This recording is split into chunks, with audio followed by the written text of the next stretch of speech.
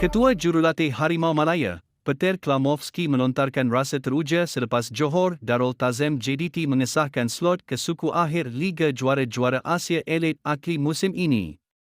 Pengendali dari Australia itu menyifatkan kejayaan berkenaan sebagai pencapaian hebat bukan sahaja untuk JDT tetapi untuk bola sepak Malaysia. Klamovski turut menegaskan betapa JDT berhak untuk mara sebagai 8 pasukan terbaik di Asia selepas memperagakan persembahan membanggakan dalam 2 perlawanan pusingan 16. Keputusan yang epik buat JDT. Kemenangan yang selayaknya untuk mereka selepas 2 perlawanan. Tahniah kepada semua.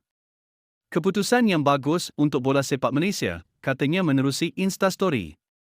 Sebagai rekod, JDT mencipta sejarah sebagai pasukan pertama dari Malaysia yang mara ke suku akhir saingan tertinggi bola sepak Asia itu. Meskipun tewas 0-1 pada aksi pusingan 16 kedua di Stadium Bola Sepak Hiroshima, namun anak buah Hisco Munoz tetap menyingkirkan wakil Jepun itu 3-2 secara agregat. Skuad Harimau Selatan akan diiringi 3 lagi pasukan dari Zon Timur iaitu Machida Zelvia, Vissel Kobe dan Buriram United. Kesemua pasukan itu akan berentap dengan pasukan dari Zon Barat bagi mencari slot ke suku akhir.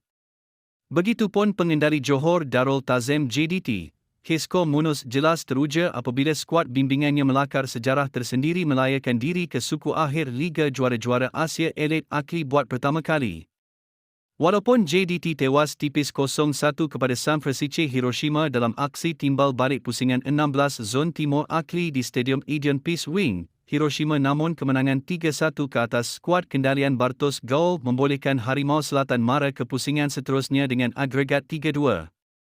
Bagi Munoz, kejayaan itu bukan hanya kepada dirinya tapi hasil kerja keras pemilik JDT, pemangku Sultan Johor, Tunku Mahkota Ismail, yang sentiasa berada bersama pasukan dan memberi kata-kata semangat malah merealisasikan misi jangka panjang mahu melihat JDT mara lebih jauh dalam saingan kelab elit Asia. Memang menakjubkan, bukan satu tugas mudah untuk layak tapi kami berpegang kepada kata-kata bos Tunku Mahkota Ismail, tiada yang mustahil dan apa jua kerja keras yang dilakukan pasti ada ganjaran. Itu yang menjadi pendorong untuk kami tekad melaksanakan tugas dengan sempurna. Ia perlawanan sukar bagi dan seperti yang saya katakan petang semalam, bagaimana San Francisco memiliki barisan pemain terbaik tatkala melakukan beberapa set piece yang mengundang cemas di benteng JDT, namun pujian kepada pemain saya apabila mengekalkan konsistensi.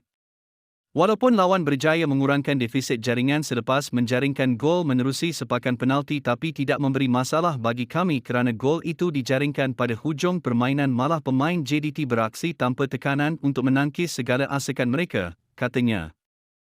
Pengendali kelahiran Sepanyol itu mengakui musim ini tampak begitu sukar kerana bukan sahaja perlu mengharungi saingan liga domestik, malah membabitkan aksi akli dan kejuaraan kelab ASEAN membabitkan perjalanan jauh.